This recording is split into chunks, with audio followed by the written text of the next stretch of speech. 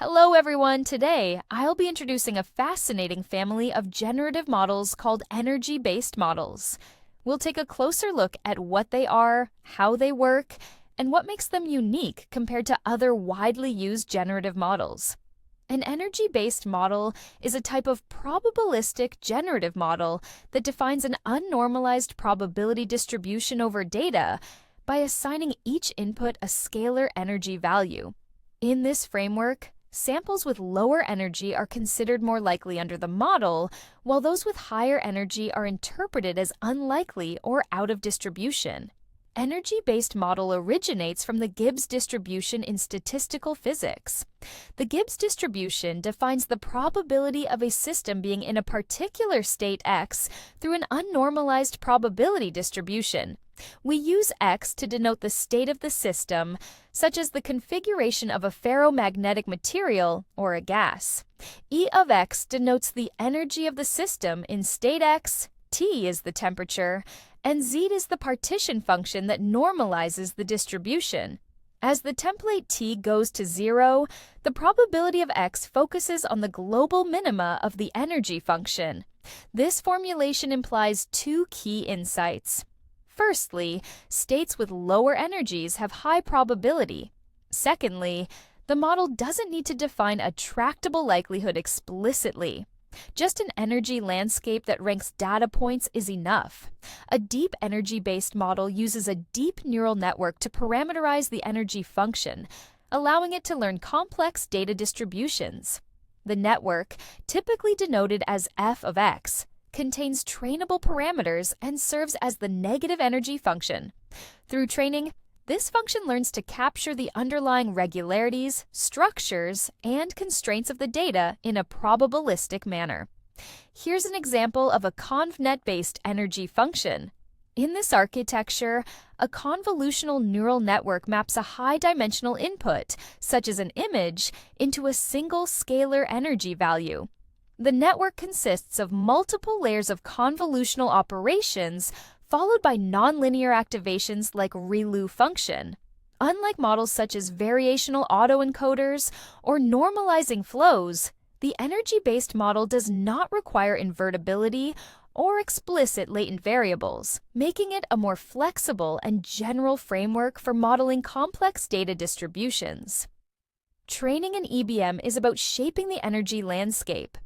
We push down the energy for observed data and pull it up elsewhere in the input space. After training, the model forms deep energy wells around high-probability data regions, enabling generation and robust evaluation. The model can be trained by maximum likelihood estimation. Given a data set of observed examples that are assumed from an unknown data distribution, the goal of learning the model is to minimize the Kullback-Leibler divergence between the data distribution and the model. Specifically, the MLE objective is the sum of the logarithms of the model-assigned probabilities for all observed data points. However, computing the gradient of this objective requires evaluating an expectation over the model's distribution, which is generally intractable to compute analytically. To address this intractability, we approximate the expectation using Markov chain Monte Carlo methods, such as Langevin dynamics. These methods iteratively refine randomly initialized samples, guiding them toward low-energy regions of the input space. The resulting samples are then used to compute a sample average, which serves as an approximation of the intractable expectation in the gradient computation. To be more specific, Langevin dynamics is a sampling algorithm that combines gradient ascent with random noise.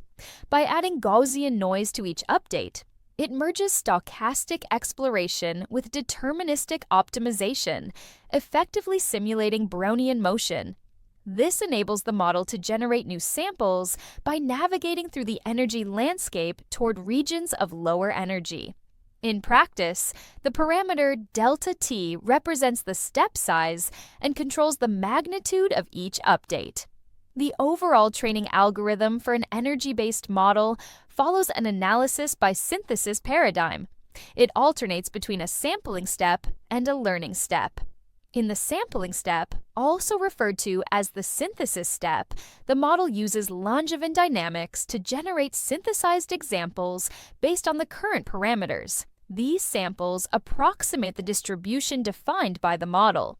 In the learning step, or analysis step, the model computes the gradient of the likelihood objective using the MCMC-generated samples and updates its parameters via gradient ascent. This iterative process enables the model to progressively refine its energy function to better fit the data. Let's compare energy-based models with other popular generative models. Generative adversarial nets can generate sharp and realistic samples, but they lack an explicit likelihood function. They do not include latent variable inference, which simplifies training but also limits the capacity of data embedding during testing. Generative adversarial nets are prone to mode collapse and require two networks, a generator and a discriminator, for adversarial training. Variational autoencoders provide efficient inference of latent variables through an amortized inference. However, they often produce blurry outputs due to limitations in variational approximations. Like generative adversarial nets, variational autoencoders also require two networks, one for encoding and one for decoding. Normalizing flows offer exact likelihoods and invertible mappings, enabling tractable density estimation. They require only a single network, but the architecture must satisfy strict invertibility and Jacobian constraints, making design and training more complex. Energy-based models stand out for their flexibility and likelihood-based training, especially in modeling multimodal distributions and enabling tasks like out-of-distribution detection. Energy-based models use only a single network to parameterize the energy function. However, they come with challenges such as slow sampling due to the use of Markov chain Monte-Carlo and greater training complexity. Energy-based models have broad applicability across domains. They can be used for generating images, videos, and 3D data such as volumetric shapes or point clouds. Their ability to model complex distributions makes them a good fit for structured and high-dimensional data generation tasks. One of the earliest applications of energy-based models was image generation.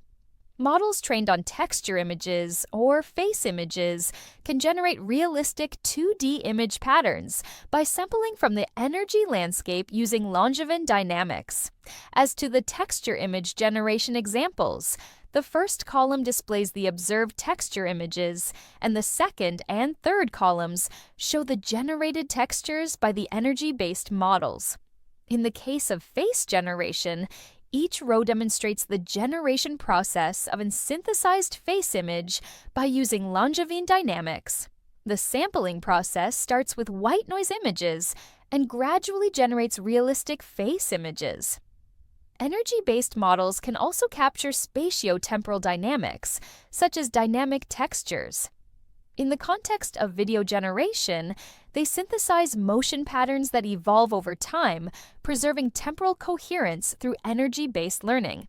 To effectively handle spatiotemporal data, the energy function must be parameterized using spatiotemporal neural networks.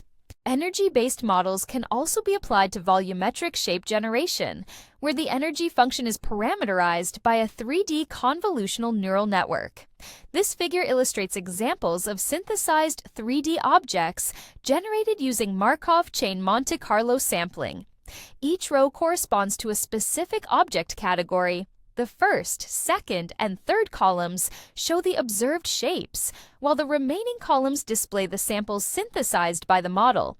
Energy-based models can be also used for 3D point cloud generation. The point cloud is an unordered point set. In order to handle this, the energy function needs to be parameterized by an input permutation invariant bottom-up neural network. For example, the energy function learns a coordinate encoding of each point and then aggregates all individual point features into an energy for the whole point cloud. This figure illustrates some examples of point clouds that are sampled from the energy-based model. To wrap up, Energy-based models learn to assign scalar energy values to data, where lower energy corresponds to more likely or in-distribution data, and higher energy indicates unlikely or out-of-distribution data. They are trained using maximum likelihood estimation, with intractable learning gradients approximated via Markov chain Monte Carlo methods. This leads to an analysis by synthesis learning algorithm.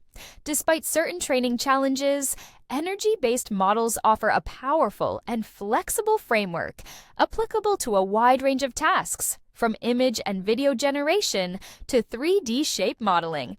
Thank you for your attention. I look forward to discussing the next topic with you.